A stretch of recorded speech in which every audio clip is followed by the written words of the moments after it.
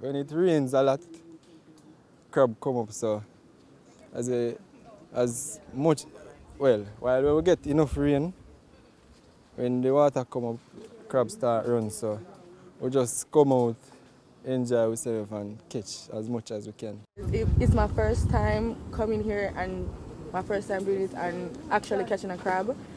Most people are cowards, but I'm not, and I caught one, so big up me, yeah. After the hurricane, or after rain actually, the crabs tend to come up, and crab is like another delicacy for Jamaicans, you know? So, yeah man, this is just our way of having fun, right? You know?